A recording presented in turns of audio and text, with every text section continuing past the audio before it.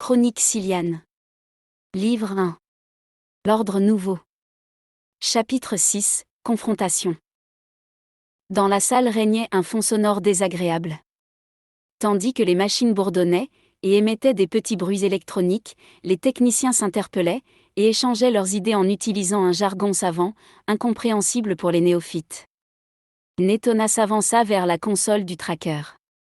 Au passage, il jeta un coup d'œil à la cuve de liquide verdâtre située dans un coin et autour de laquelle travaillait une poignée de chercheurs. Il n'aimait pas cette cuve, comme d'ailleurs, tout le reste de cet endroit. « Ah, vous voici », s'écria le technicien en charge du tracker en affichant un sourire ravi. « Nous avons trouvé !»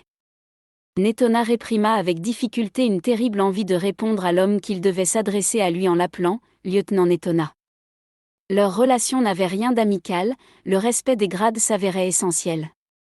Malgré tout, il préféra prendre sur lui et ne fit aucune remarque, bien que cela lui en coûtât au plus haut point. « Où est le cargo » demanda-t-il d'un ton sec. « Regardez » s'exclama le technicien. Il arborait un air radieux comme s'il venait de réaliser une découverte fondamentale qui allait changer le cours de l'histoire au sein de la Confédération. Il pointait le tracker avec fierté. Au-dessus de son espèce de grosse machine grise, le dôme holographique diffusait de nombreuses et brillantes taches colorées n'ayant aucune signification pour le lieutenant. « Je vous ai demandé où était le cargo, pas de me montrer un feu d'artifice miniature », répliqua-t-il sur un ton sarcastique. « Bien, bien », soupira le technicien déçu par sa réaction. « Voyez-vous, lorsque nous recevions le signal du tracker, il était si déformé qu'il nous était impossible de localiser le vaisseau. Nous avons donc modifié les fréquences afin de nous adapter. Et nous avons trouvé. » Il appuya sur quelques boutons et une astrocarte holographique apparut au-dessus de la console. Le technicien fit zoomer la visualisation pour afficher une série de systèmes planétaires bien précis au milieu duquel un point rouge clignotait. « Le cargo est ici », reprit-il en montrant ce point du doigt. « Sur cette petite lune dans le système INH 53048. »« Parfait », murmura Netona. « Je vais m'en occuper personnellement. Si jamais il change de place, je veux être prévenu aussitôt. » Il quitta la salle, en évitant de regarder cette maudite cuve de liquide verdâtre. Qu'elle aille au diable, elle et tout ce qui se trouvait dans cet endroit. La douce lumière du jour baignait la chambre dans laquelle dormait Nadioska. Elle ouvrit lentement les yeux et réalisa qu'elle s'était endormie sans se déshabiller. Ses pensées revinrent vers Jade, de nouveau, son visage afficha d'un sourire radieux. Après s'être étirée, elle se mit debout, se sentant en pleine forme comme si ses courbatures de la veille n'avaient jamais existé. Elle était prête à affronter une journée qui s'annonçait fort prometteuse et repoussa les rideaux oranges pour regarder par la fenêtre. Dehors, le soleil venait de se lever et éclairait une avenue de pavés blancs. Quelques passants, en tenue colorée, se promenaient dans une tranquille insouciance. D'imposants bâtiments bordaient la voie, aux yeux de la jeune femme, leur architecture paraissait insolite, avec leurs pierres taillées anciennes comme cela se faisait plusieurs milliers d'années auparavant au sein de la Confédération. Leurs façades étaient ouvragées de multiples bas-reliefs décoratifs représentant, en grande majorité, des fleurs stylisées. Elle referma les rideaux et se dirigea vers la pièce attenante à la chambre qu'elle ne connaissait pas encore. Elle eut la surprise de constater qu'il s'agissait d'une salle de bain, et qu'elle était bien plus spacieuse que l'endroit dans lequel elle avait dormi. Elle était faite de marbre crème lui-même agrémenté de frise brun clair, ce qui lui donnait un aspect à la fois sobre et élégant. Au centre, 2 marches permettaient de descendre dans un grand bassin rond. Sur son rebord, une bonne dizaine de pots et de fioles, aux formes élaborées, étaient alignés avec soin. Des sels cristallins ou des liquides aux couleurs diverses et chatoyantes remplissaient ces différents récipients, tandis qu'une éponge naturelle était posée à côté d'un robinet en bronze représentant une tête d'animal au long nez. Non loin, se trouvait une série de serviettes blanches empilées à même le sol. Pendant plusieurs secondes, Nadioska resta en admiration devant le bassin. Dans la Confédération, les baignoires avaient disparu depuis que les cabines à ondes avaient été inventées. Ces dernières n'utilisaient pas d'eau, mais, comme leur nom l'indiquait, des ondes particulières qui éliminaient saleté et bactéries. Une version adaptée au lavage des vêtements et une autre aux appareils de cuisine avaient été mises au point. Quelques-unes de ces vieilles baignoires existaient encore chez certains riches confédérés, mais elles étaient avant tout employées pour la détente. À part le bassin rond, la salle de bain possédait une grande glace qui prenait tout un pan de mur, un lavabo couleur crème muni de quelques ustensiles de toilette, un petit placard, et une porte coulissante que Nadioska s'empressa de faire glisser. Elle donnait accès à une penderie pleine de vêtements en tout genre. La jeune femme se mit à fouiller, et sélectionna une robe d'un jaune pâle qui lui plaisait bien. Elle ouvrit les robinets, et pendant que l'eau chaude remplissait peu à peu la baignoire, elle ôta les bouchons des différentes fioles pour en humer les contenus colorés. Ils avaient tous des senteurs fruitées délicieuses, mais celle qui contenait un liquide mauve irisé attira plus particulièrement son attention. Il s'agissait du parfum qu'elle avait remarqué autour de Jade. Avec un sourire satisfait, elle en versa quelques gouttes, et une mousse crémeuse et odorante fit son apparition pour envahir tout le bassin. Elle se déshabilla et se plongea avec délectation dans l'eau chaude. Elle mit un temps infini à se laver, profitant au maximum de ce moment agréable. Elle ne se décida à sortir que lorsqu'elle constata que son bain commençait à devenir froid. Elle se sécha avec une des serviettes et enfila la robe qu'elle avait sélectionnée. Elle s'admira pendant plusieurs secondes devant la grande glace. Elle était propre, son vêtement lui allait bien, mais ses cheveux étaient terriblement mal coiffés. Afin de remédier à cela, elle fouilla dans le placard situé à côté du lavabo, et après de rapides recherches, elle trouva ce dont elle avait besoin. Elle prit tout son temps pour parvenir à se faire un chignon plutôt réussi. Lorsqu'elle s'admira de nouveau dans la glace, elle fut cette fois satisfaite du résultat. Elle se sentait fraîche et printanière, prête à jeter son dévolu sur Jade. Seule la coupure qu'elle avait toujours au-dessus du sourcil gauche la gênait quelque peu, mais elle décida dans un haussement d'épaule qu'elle allait faire avec. Après tout, la bosse qu'elle avait la veille avait disparu.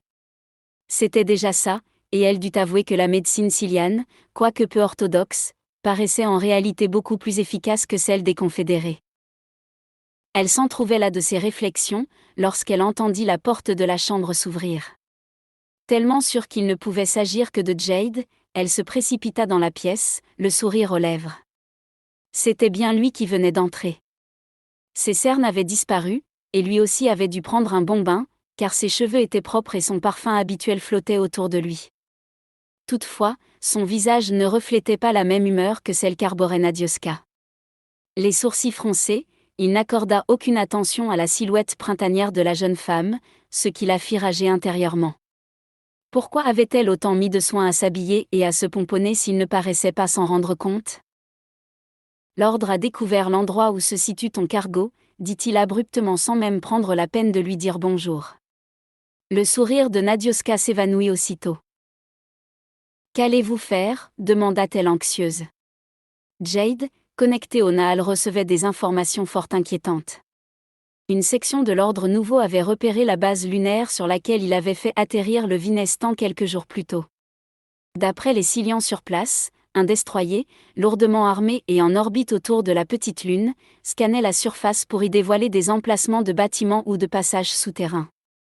Le mouchard du Vinestan devait sûrement les guider. Grâce au Naal, Jade se trouvait en contact avec l'esprit des Silians là-bas. À travers leurs yeux, il pouvait voir la présence de l'énorme vaisseau. Il sentit des remous au sein du Naal, ses concitoyens ressentaient de l'inquiétude, et Jade pouvait presque palper cette angoisse. Elle s'insinuait dans ses propres pensées, et lui donnait l'impression que lui-même avait peur, sauf que ce n'était pas le cas. Il avait toujours couru au-devant du danger sans trop se poser de questions. Selon lui, la vie devait être vécue à fond, car sinon elle n'en valait pas la peine. Et si cela le tuait, eh bien, c'est qu'il devait s'agir de son destin. Qu'importe. Il renvoya à travers le Naal le souhait de Nadioska, et il sentit la présence de Silian qui appelait toute la communauté à prendre une décision. Pour le moment, nous n'en savons rien, répondit-il à haute voix à l'adresse de la jeune femme. Avez-vous un moyen que je pourrais utiliser, afin d'aller sur place rapidement, demanda-t-elle pleine d'espoir. Oui, mais ça ne servira à rien. Il y a un destroyer en orbite. Nous allons avoir très peu de temps pour, écoute-moi, le coupa-t-elle. Je veux essayer de partir avec mon cargo. Après tout, ils me cherchent, moi. Même si tu arrives à quitter la base, saine et sauve, ils te localiseront où que tu te trouves. Nos techniciens n'ont pas eu suffisamment de temps pour réussir à repérer le mouchard qui se situe sur ton Vinestan. Justement, dit-elle précipitamment. Faisons un marché. Je récupère mon cargo et je m'arrange pour échapper à l'ordre. Une fois fait, vous continuez à chercher votre objet espion. Il s'agit d'une technologie que vous ne connaissez pas, et je suis sûr que vous mourrez d'envie de comprendre comment ça fonctionne. Il ne répondit pas, mais il savait bien qu'elle avait en partie raison. Cette technologie de l'ordre intriguait les Silians et ils étaient avides d'en apprendre plus sur ce mystérieux mouchard. Je veux essayer, insista-t-elle presque suppliante. Jade. C'est mon cargo, la seule chose que je possède. Ils ne s'étaient pas coupés du Nahal et leur conversation avait été en quelque sorte entendue par tous les Silians connectés. Il décida de soutenir la proposition de Nadioska et demanda la permission de former une équipe afin d'aider la jeune femme à s'enfuir.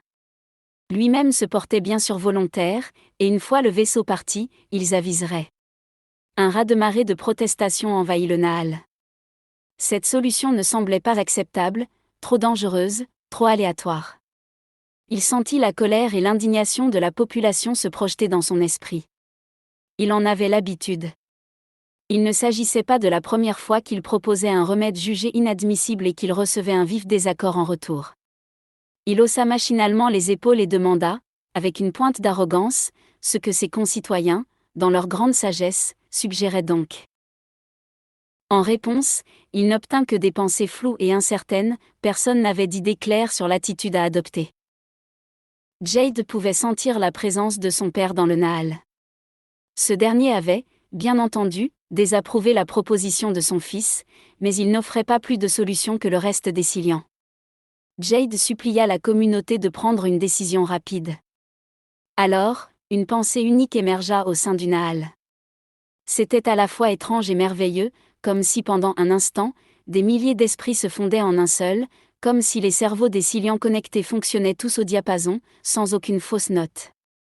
À chaque fois que cela arrivait, Jade se représentait visuellement le phénomène, comme un soleil qui naissait au cœur d'une nébuleuse.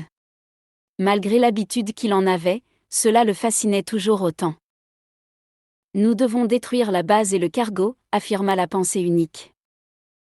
Attendez, intervint Jade. Laissez-moi du temps. Nous ne pouvons pas détruire notre base comme ça. Nous avons mis des années à la construire. Nous devons au moins tenter d'évacuer notre matériel. Donnez-moi du temps, et que ceux qui veulent m'aider, viennent avec moi. Il ne se passa rien pendant plusieurs secondes.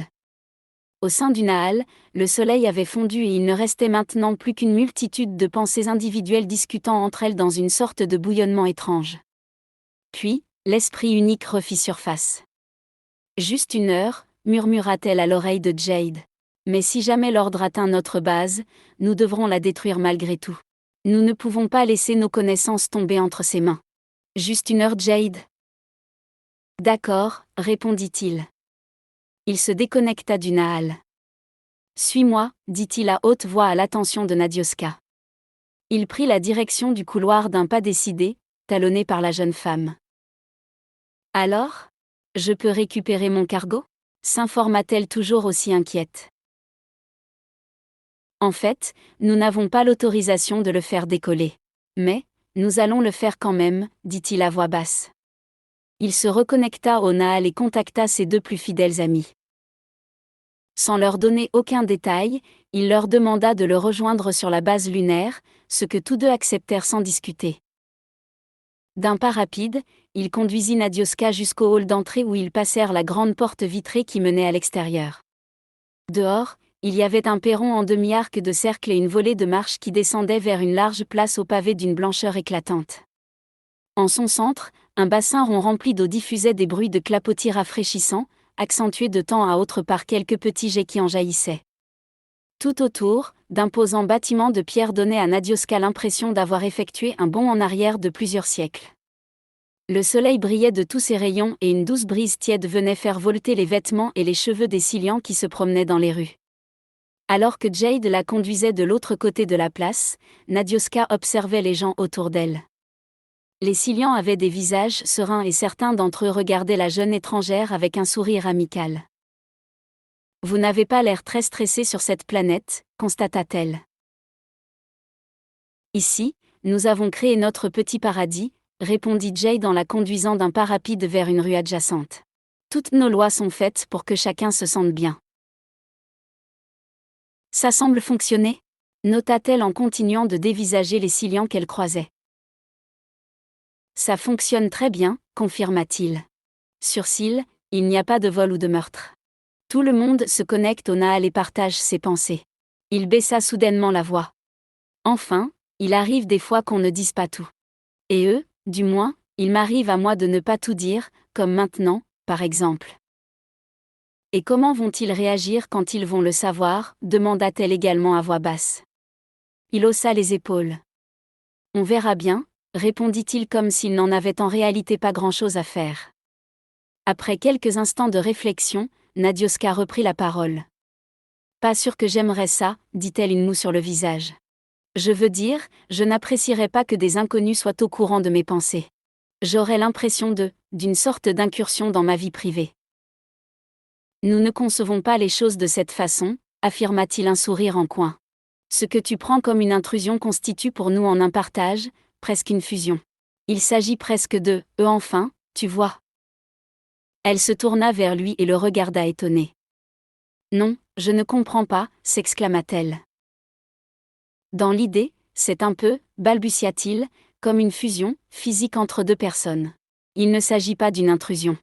En général, c'est plutôt agréable. Et même très agréable.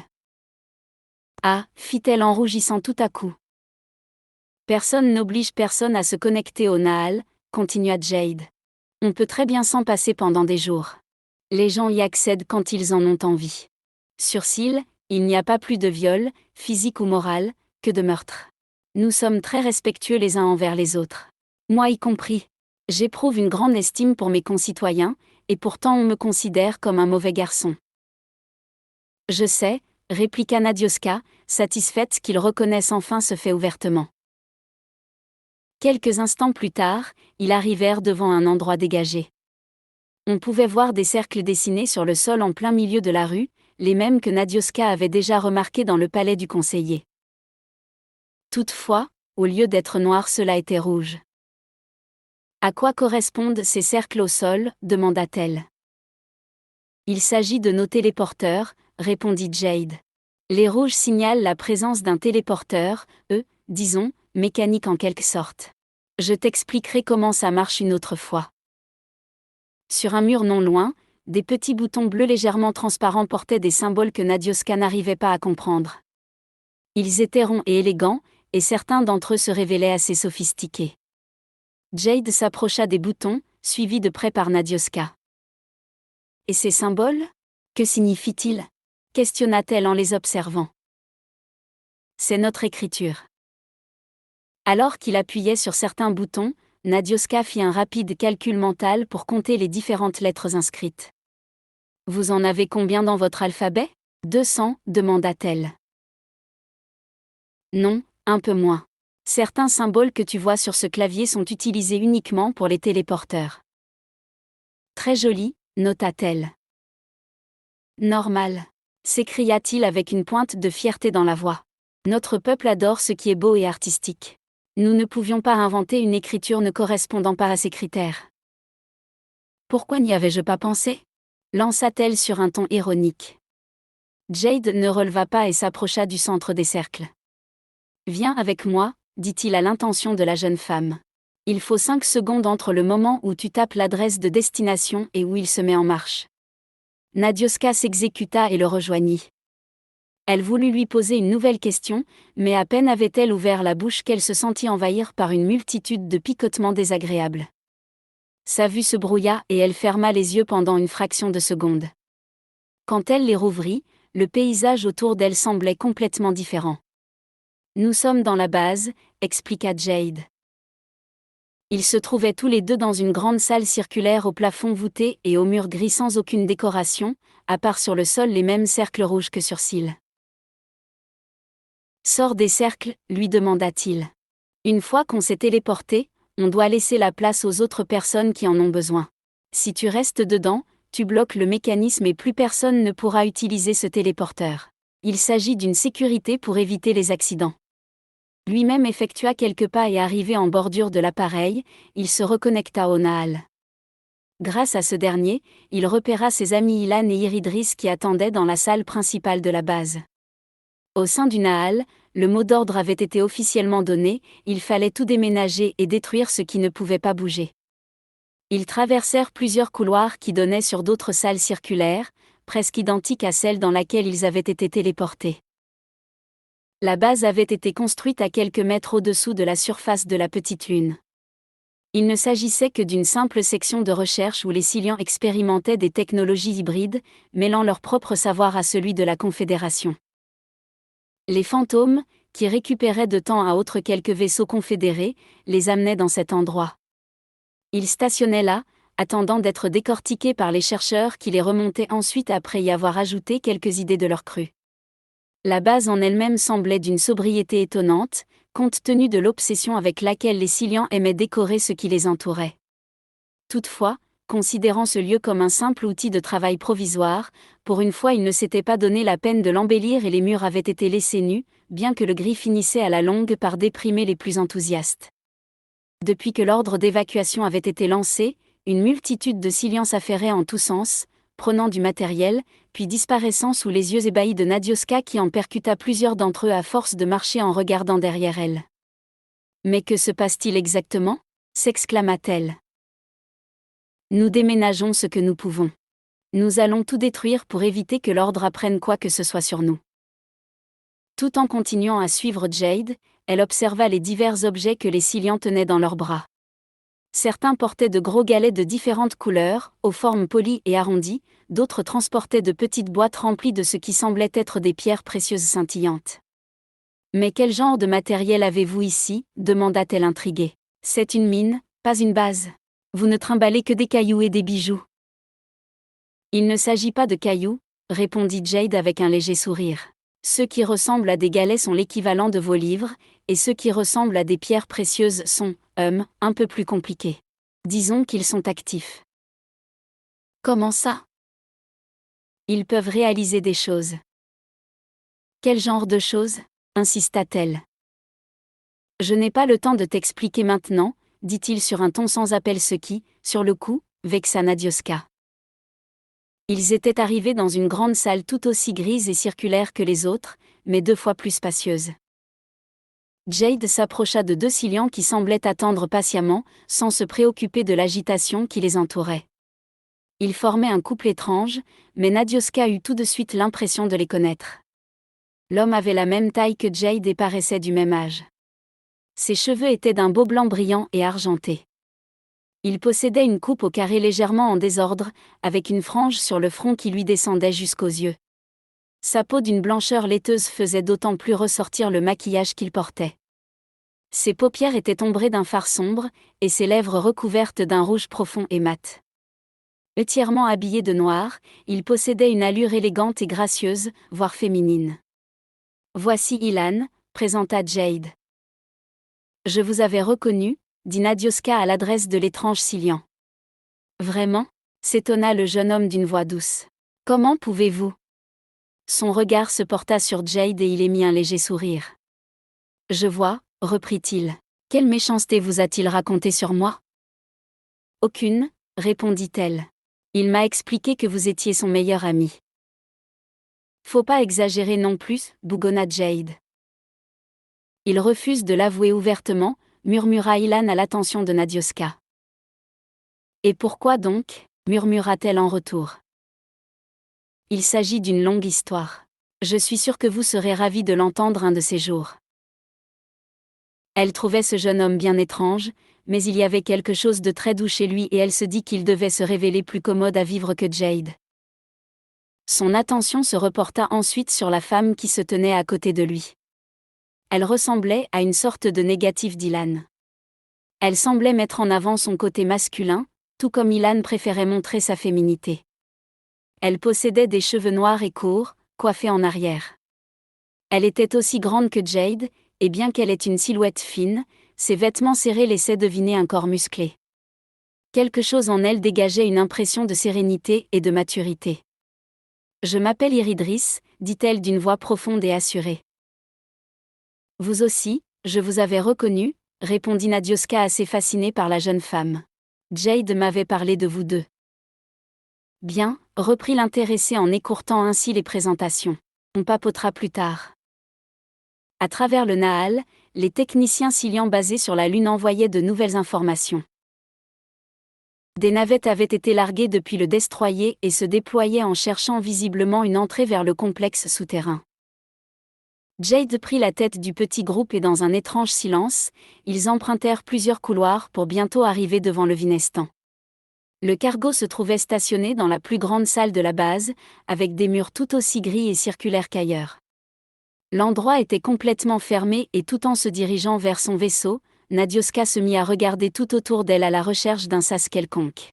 « Comment vais-je partir d'ici » demanda-t-elle. « Il n'y a aucune sortie. »« On ouvrira dès que tu pourras décoller, » dit Jade. « Pas avant. »« Très bien, » dit-elle résignée, tout en posant la paume de sa main sur le capteur d'entrée du Vinestan. Elle pénétra en premier, suivie d'Ilan. « Attendez, » dit soudain Jade. Les yeux dans le vide, il était toujours connecté au Nahal et recevait en direct les dernières nouvelles. Une navette de l'ordre se maintenait en vol stationnaire au-dessus d'un des passages vers l'extérieur de la base. Comment avait-il fait pour la repérer ? Elles étaient aussi bien cachées que leur planète mère. Jade sentit une nouvelle vague de peur se former au sein du Nahal.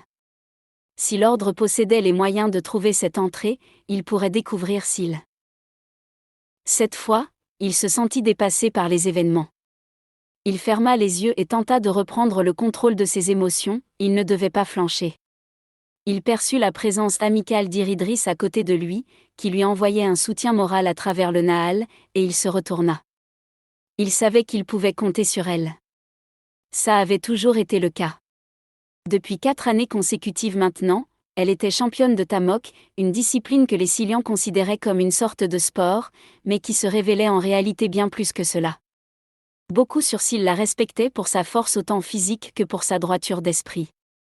Depuis longtemps, elle était amie avec Jade, ce que peu de personnes comprenaient d'ailleurs. Comment une femme aussi bien pouvait-elle se lier d'amitié avec ce garnement irresponsable qu'était le fils du conseiller ? Mais pourtant, ils se comprenaient tous les deux. Ils avaient une confiance aveugle l'un envers l'autre. « Nous devons les retarder », affirma le jeune homme. Il s'était exprimé à voix haute, évitant ainsi de passer par le Nahal pour communiquer avec Iridris. Ce que ses concitoyens Silians ne savaient pas, ils ne pourraient pas le désapprouver. La jeune femme acquiesça d'un simple mouvement de tête. « Ilan, reste avec Nad », ordonna Jade. « Préviens-nous quand vous serez en mesure de quitter les lieux. » D'accord, répondit Ilan en fermant le sas du Vinestan. Où vont-ils ? S'inquiéta Nadioska. Ils vont tenter de retarder nos assaillants pour vous donner plus de temps pour préparer le décollage. L'ordre a réussi à repérer une de nos entrées. Mais, elles ne sont pas cachées ? Si, et c'est bien ce qui nous tracasse. Nous ignorons comment ils ont fait pour les trouver. Pendant qu'autour d'eux, des Silians apparaissaient et disparaissaient sans cesse, emportant avec eux le matériel de leur base, Jade et Iridris se dirigèrent vers l'ouverture qui allait bientôt être découverte. Ils arrivèrent à un croisement désert après avoir parcouru plusieurs couloirs, et se postèrent de chaque côté du passage qui menait directement à l'entrée. Ils patientèrent, sans bouger et sans parler, leurs esprits concentrés sur le sas qui donnait sur l'extérieur. Ils entendirent un choc, puis le glissement de la porte qui s'ouvrait et quelques secondes plus tard, des bruits de pas. Jade visualisa mentalement l'endroit d'où provenaient les sons et repéra une dizaine de gardes lourdement armés. En tête, il perçut la présence d'un homme portant une armure d'un bleu profond, en partie recouverte par une longue cape sombre. Il possédait un visage sévère encadré de cheveux noirs qui lui descendaient jusqu'aux épaules. Il avançait d'un pas rapide et décidé. Jade jeta un coup d'œil à Iridris. Bien qu'il se soit déconnecté du Nahal, ils se connaissaient suffisamment bien pour se comprendre. Les forces en présence n'étaient pas en leur faveur et ils le savaient tous les deux. Ils devraient s'en remettre à l'effet de surprise et à leur vivacité naturelle. Les pas se rapprochèrent. Un autre regard à Iridris, et ils s'élancèrent tous les deux dans le couloir. Jade se précipita vers l'individu de tête et le frappa d'un violent coup de poing au visage. À moitié sonné, l'homme en armure bleue tomba en arrière et lâcha son blaster. Iridris, quant à elle, s'attaqua à l'un des gardes et tenta de le désarmer d'un coup de pied. Sous le choc, l'arme vola de sa main pour atterrir non loin du Cillian.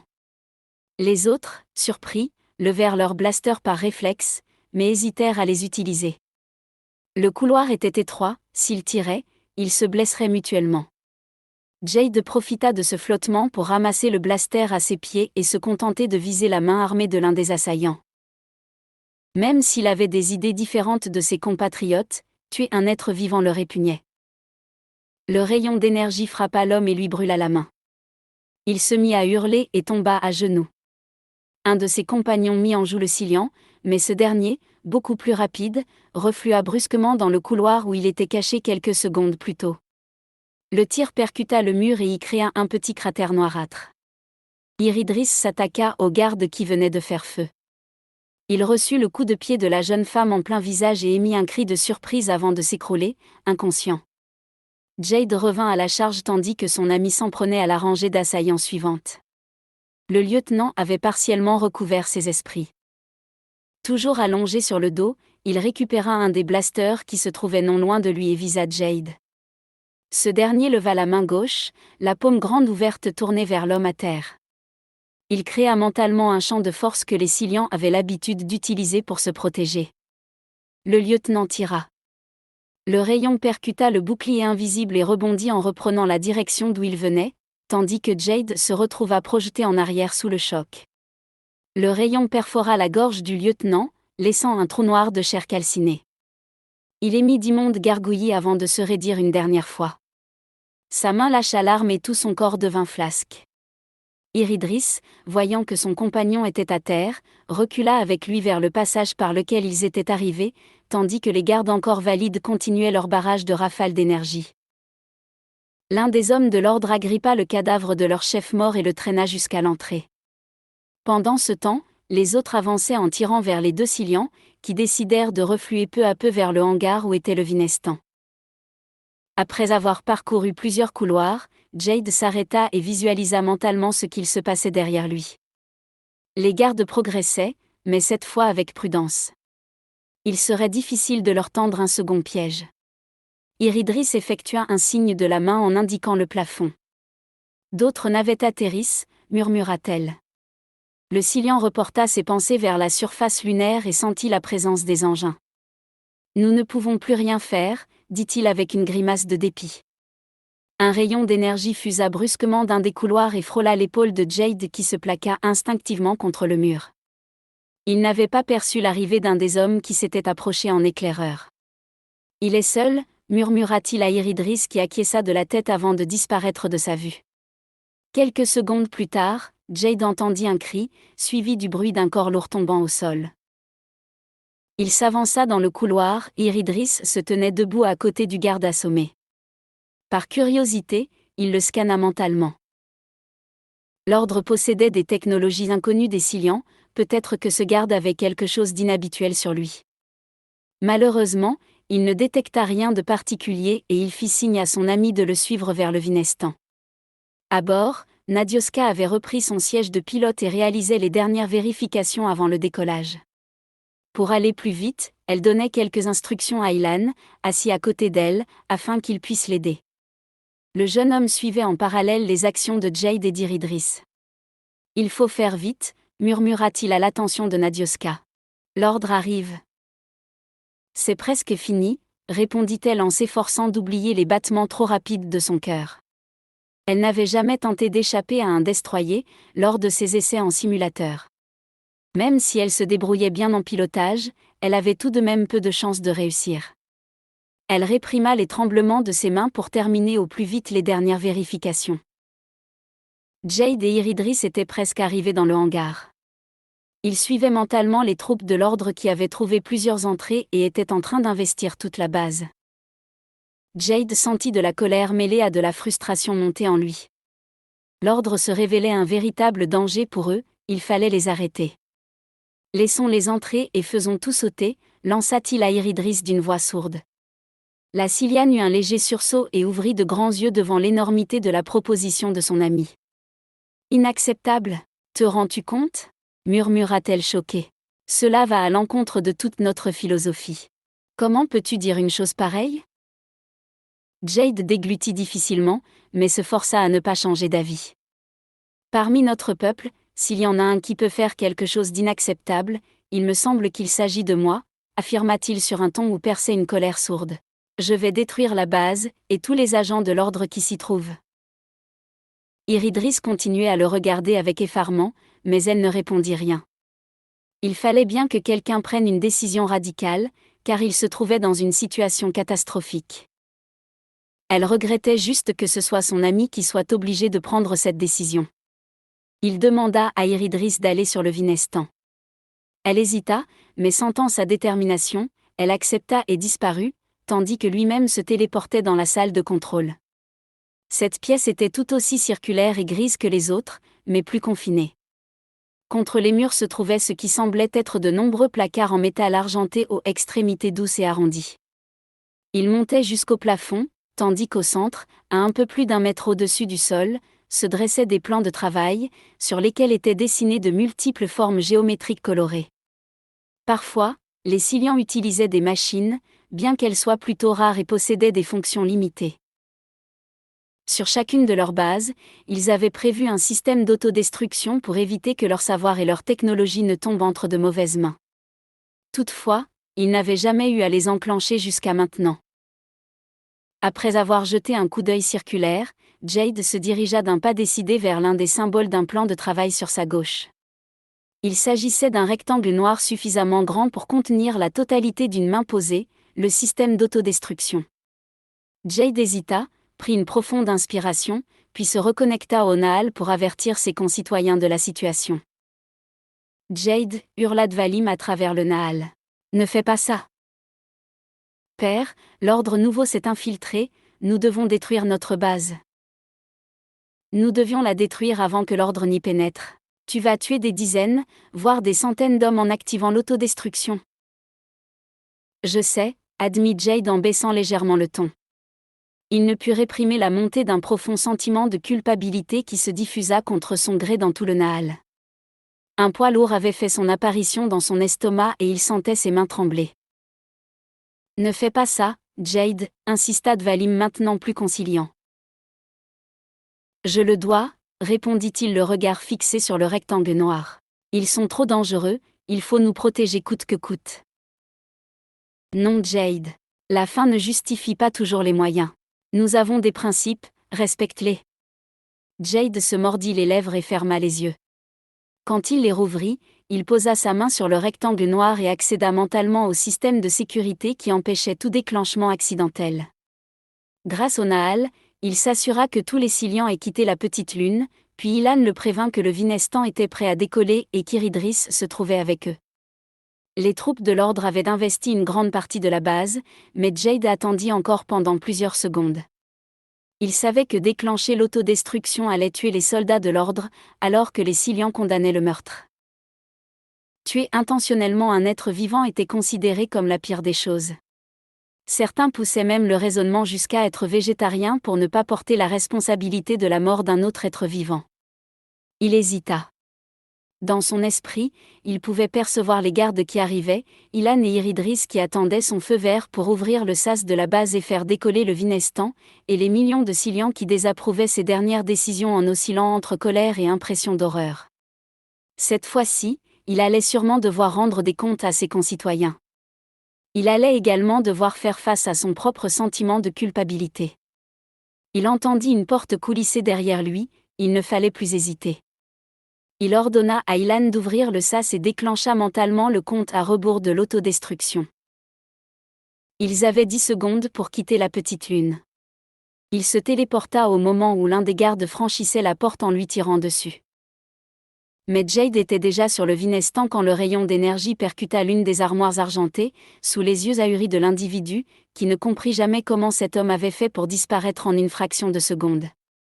Nadioska, qui dès qu'elle vit l'énorme sas de la salle s'ouvrir, démarra les moteurs de son cargo et fit le décollage le plus rapide de sa courte carrière. En jaillissant de l'ouverture, elle évita de justesse une navette de l'ordre, qui sous la surprise, fit une fausse manœuvre et s'écrasa sur le sol de la petite lune. Accrochez-vous bien les enfants, s'exclama Nadioska d'une voix mal assurée. Ça va secouer. Jade et Iridris s'assirent sur les 2 sièges de derrière.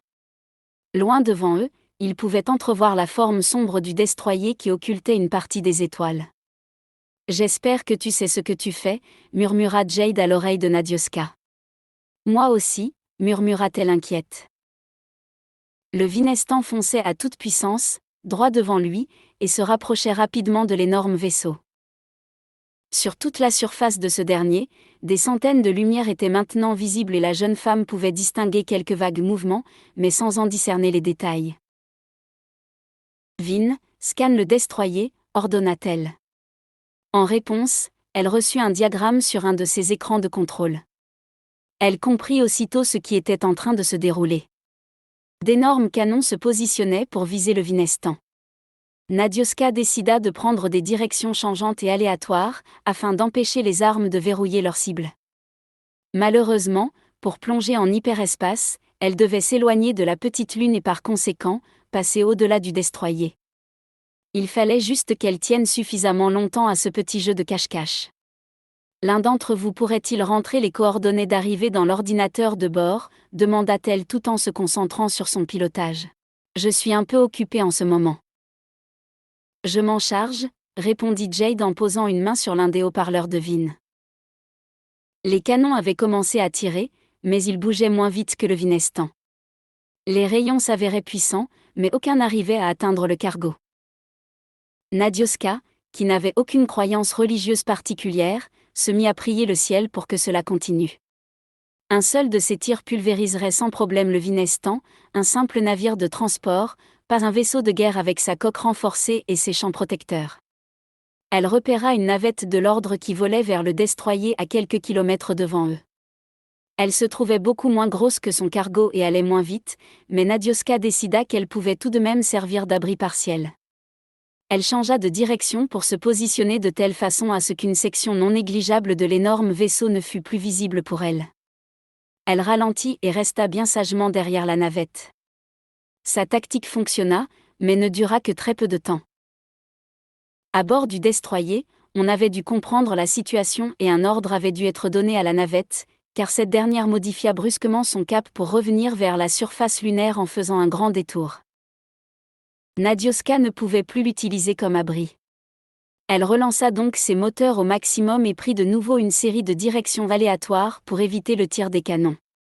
Crispée sur ses commandes, elle se souvenait des conseils de M. Wigtaff, son professeur en pilotage manuel à l'académie. On peut feinter un ordinateur de bord. C'est d'ailleurs ce que font régulièrement les meilleurs pirates. L'humain possède une chose que ces machines n'ont pas, l'imagination. Cette phrase en évoqua une autre qui venait de Jade cette fois.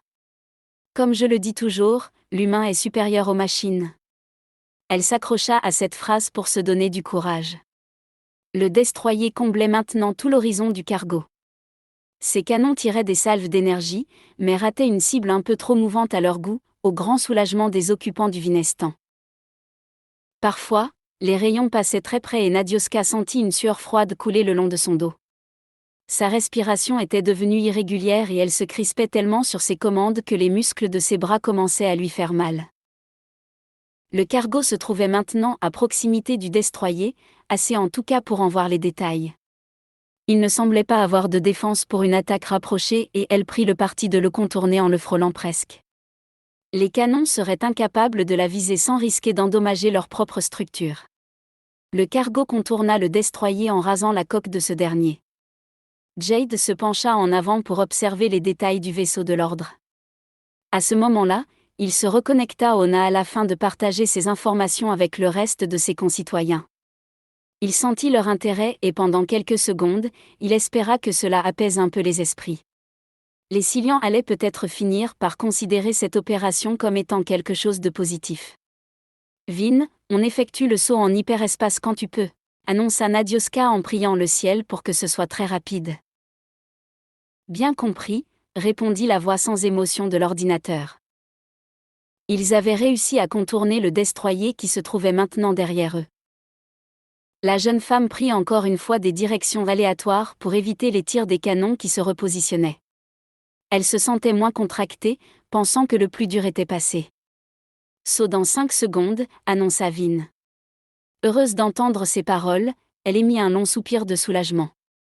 Cette sensation agréable ne dura toutefois pas, car en jetant un coup d'œil sur ses écrans de contrôle, elle vit des chasseurs décoller du pont d'envol du vaisseau de guerre. Zut! S'écria-t-elle en se crispant de plus belle sur ses commandes. 4 secondes, continua Vin.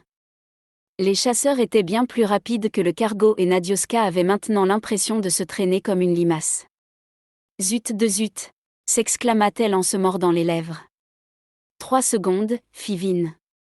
Les chasseurs arrivaient à toute vitesse et il devenait inutile de prendre des directions aléatoires avec eux.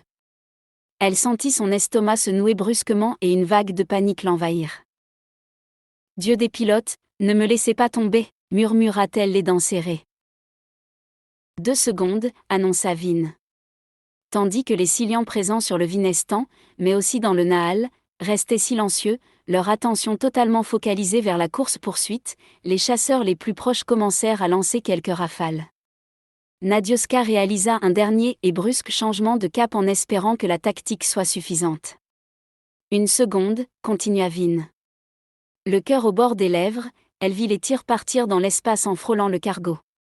Elle eut toutefois l'impression que quelque chose avait touché son vaisseau, puis le ciel devint entièrement noir. Saut hyperespace effectué, déclara Vin. Le voyage durera 12h26. Elle lâcha les commandes et ferma les yeux en s'enfonçant dans son siège. Elle se sentait trembler de la tête aux pieds. Eh bien, s'exclama Ilan en brisant ainsi le silence. Plutôt intense. Il possédait un grand sourire sur le visage comme s'il venait d'assister à un spectacle divertissant. Tu vois, je t'avais dit qu'elle allait y arriver, répliqua Jade d'un air entendu. Je n'y croyais pas, répondit Ilan tout sourire, mais tu avais raison. En tout cas, c'était génial. Non, mais vous êtes malade, lança Nadioska effarée. On a risqué nos vies. Ce n'était pas un jeu. Le sourire d'Ilan s'évanouit aussitôt comme s'il venait d'être grondé par sa maman. À la place, il arborait maintenant un air contrit et embarrassé. Oh. Désolé, fit-il d'une petite voix. Je ne voulais pas vous énerver. Nadioska se sentait folle de colère. En quelques minutes, elle avait eu droit à une série d'émotions intenses, et ses nerfs étaient visiblement en train de lâcher. Elle quitta son siège de pilote comme une furie et se dirigea vers sa cuisine. Elle n'avait pas pris de petit déjeuner et son état général lui disait qu'il fallait absolument qu'elle mange quelque chose, autant pour se calmer que pour se nourrir. Iridris et Ilan jetèrent un coup d'œil interrogateur à Jade qui répondit par un haussement d'épaule. Ça va lui passer, dit-il. Elle n'a pas l'habitude. Encore une petite dizaine de missions comme celle-ci et elle sera aussi blasée que nous. Il se reconnecta au Nahal et informa ses concitoyens de la situation. Un bouillonnement de désapprobation apparut aussitôt. Tu as désobéi à nos ordres, Jade. Tu as tué des êtres humains. Le jeune homme sentit une colère sourde monter en lui. Arrêtez de vous voiler la face, hurla-t-il à travers le Nahal. L'ordre nouveau peut nous détruire. Avez-vous l'intention de faire quelque chose pour l'en empêcher ? Le bouillonnement reprit de plus belle, mais cette fois la communauté restait indécise. Il faut trouver un moyen de les contrecarrer, continua Jade. Oui, répondirent les voix du Nahal. Mais nous possédons des lois et chacun doit s'y conformer. Toi y compris. Nous prendrons une décision commune et tu devras obéir. La voix de Dvalim se fit alors entendre. Mes amis, il est temps de commencer à réfléchir à nos futures actions, afin de nous prémunir du danger que représente l'ordre nouveau. Je lance officiellement le débat. Personne n'agira avant qu'une solution ne soit trouvée. Jade sentit la pensée de son père le frôler. Cette dernière phrase lui était directement adressée. Dépité, il se déconnecta du Nahal et s'enfonça dans son siège, un air bougon sur le visage. Si ses concitoyens continuaient sur leur voie habituelle, ils allaient subir de plein fouet une violence qui pouvait sceller leur destin.